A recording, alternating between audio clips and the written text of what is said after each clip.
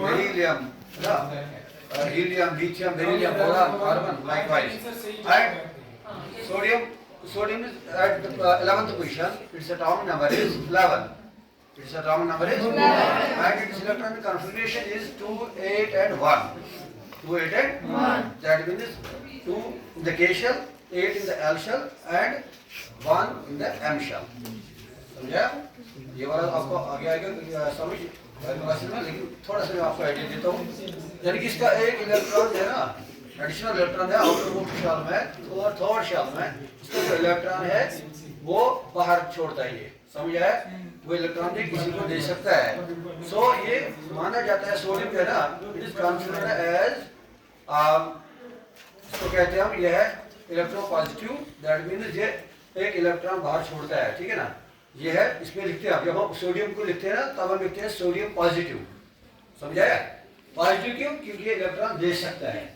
उसके बरक्स अगर हम क्लोरीन की बात करेंगे, chlorine is having atomic number 17. How much? 17. 2 in the first shell, that means K shell. Yes, sir. 8 in L shell, and how many remain there? 7. 7 in the M shell. इसको last shell में कितने electron आ गए? 7 शाबाश। तो उधर से rule है, Niels Bohr का साइंटिस्ट 1913 में इसने एक मॉडल दिया, which is said to be as Niels Bohr's atomic model. Niels Bohr's atomic model, उसने एटॉम पर एक मॉडल दिया जिसमें उसने बता दिया मतलब इनके आउटर मोस्ट शेल में या 2 इलेक्ट्रॉन होने चाहिए या होने चाहिए 8 इलेक्ट्रॉन। आपको एक आपके लिए इतना काफी है, क्लास में पढ़ा डिटेल में, यहाँ पर आपके लिए इतना काफी रखना याद कि आउटर मोस्ट शेल में, आउटर मोस्ट शेल में इसको या 2 इलेक्ट्रॉन होने चाहिए या 8 इलेक्ट्रॉन होने चाहिए। वो माना जाता है वो एलिमेंट स्टेबल है, ठीक है ना, वो पायदार है, स्टेबल है।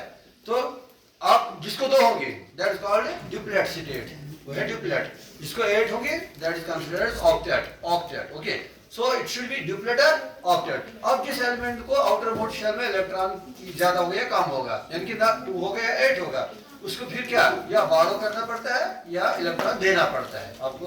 हो गया एक और दूसरी बात ये, सोडियम को चूंकि पहली शेल भी कंप्लीट है, इसको 2 इलेक्ट्रॉन है, दूसरी शेल में 8 इलेक्ट्रॉन है, हो गया ना 10। ओके, दूसरी शेल भी कंप्लीट है, तीसरी शेल में कितने इलेक्ट्रॉन है? 1।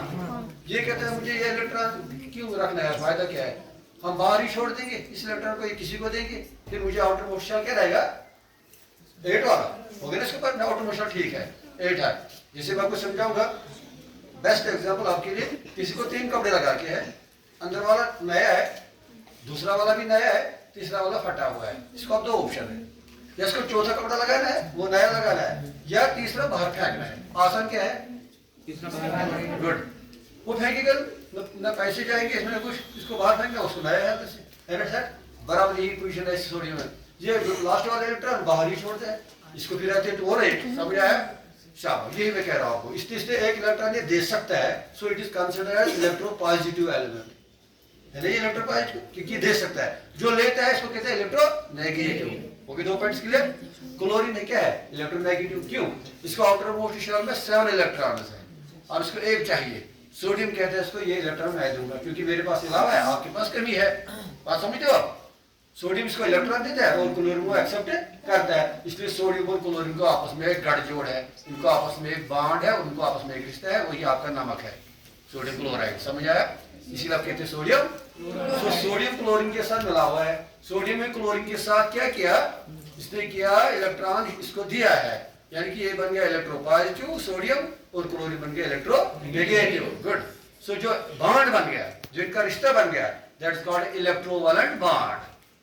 10th को भी क्वेश्चन है, 9th को भी क्वेश्चन है, मैं आज ही आपको क्लियर करता हूँ। So the bond formed between sodium chloride is electrovalent bond, क्योंकि इसमें एक देता है लेता है। सोडियम क्या है? पॉजिटिव, क्लोरीन क्या है? नेगेटिव। सो जो ब्रिलियंट स्टूडेंट होगा वो इसको इतना पता होगा, वो जब सोडियम क्लोराइड लिखता है, आम स्टूडेंट लिखते हैं सीधे सोडियम क्लोराइड NaCl रखा है गोटे या सोडियम क्लोराइड की पावर NaCl। जो कार्बन स्टूडेंट होता है वो उसको इंडिकेट करता है Re, वो दिखाएगा सोडियम पॉजिटिव और क्लोरीन नेगेटिव। फिर से कोई पूछेगा ये क्या लिखा आपने प्लस माइनस, वो कहेगा क्योंकि सोडियम ने इलेक्ट्रॉन दिया है, क्लोरीन ने लिया है, ठीक है ना, क्योंकि देने वाला हाथ ऊपर होता है, लेने वाला हाथ नीचे होता है। एक बात, अब इसी बात को आगे लेकर जो सोडियम का एक इलेक्ट्रॉन लावा है, जब ये बहुत चीज के साथ रिएक्शन करता है, जब उनको मिला, जैसे आपने देखा क्लोरीन के साथ ही मिल गया था बनाया सोडियम क्लोराइड, ये और चीजों के साथ भी मिल सकता है सोडियम, ये सल्फर के साथ मिलता है, किसके साथ? क्या बनाएगा? Sodium sulphide, sodium sulphide Na2S, ये बना तो सोडियम सल्फाइड। तो ऐसे मैंने कहा सोडियम अगर सिंबल है Na प्लस सल्फर, ये ट्वाइस Na लेंगे और सल्फर लेंगे, ये बनाता है Na2S, यानी कि सोडियम सल्फाइड बनता है आपका एक कंपाउंड। समझ आया आपको? तो इसी प्रैक्टिकल को लेते हुए, डेमोंस्ट्रेट करते हुए मैं आपको दिखाऊंगा। थोड़ा सा एहतियात बरतेंगे कि थोड़ा पीछे पीछे रहेंगे, थोड़ा पीछे दो, क्योंकि केमिस्ट्री प्रैक्टिस थोड़ा रिस्की होता है। आप थोड़ा पीछे रहेंगे। I will show you the reaction, it is an exothermic reaction, you should know.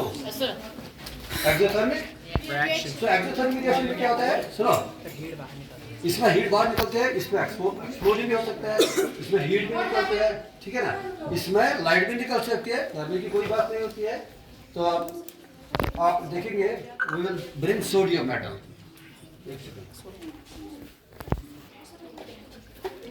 देखिए, दिस इज सोडियम मेटल। ये मेटल जो है आपने पढ़ा भी होगा कि sodium metal it is soft metal. All metals are hard, ये आपको पता है, metals are generally hard. Hello जहाँ की मित्र, metals are generally hard, but sodium is soft. Sodium is soft, हाँ ये सॉफ्ट है। देखिए जरा दिखाते हैं सोडियम, ये च्युइंगम की तरह जैसे है। देखिए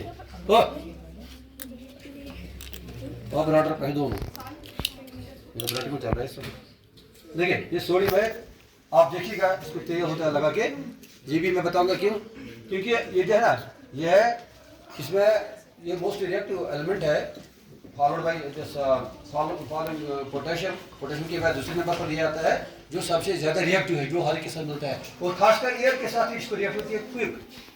अगर इसमें रखूंगा ना, निकाल के यहाँ पर एकदम ही खुद को आग लगेगा फिर, क्योंकि ये मोस्ट रिएक्टिव एलिमेंट में माना जाता है। सोडियम के पोटेशियम के बाद यही आता है। अगर इसको हवा में भी खतरा है, इसलिए इसको किस में रखा जाता है? पानी। इसको हवा के साथ रिएक्शन नहीं होनी चाहिए, पानी के साथ रिएक्शन नहीं होनी चाहिए, तो इसके साथ क्या मिला क्या है? तेल। इसको तेल में रखा गया है। सो तेल क्या है? इसको प्रिजर्वेटिव। समझा? ये पॉइंट होना चाहिए। देखिए मैंने थोड़ा सा निकाला, जितना मैं इसको सुखाऊंगा, सर इसमें से निकालिए, देखो जितना मैं इसको सुखाऊंगा उतना ये गर्म हो जाएगा। समझ आया? देखो इसको सुखाना होता है, बटर पेपर को सुखाएंगे, नजर रखना, जितना सूख जाएगा ना, इसमें से मैंने तेल हटा दिया, जितना ही गर्म हो जाएगा उतना जितना सूख जाएगा उतना गर्म हो जाएगा। और साथ साथ आप इसको सल्फर डालेंगे यहाँ पर, ये सल्फर पाउडर है, चम्मच था वहाँ पर चम्मच था वही।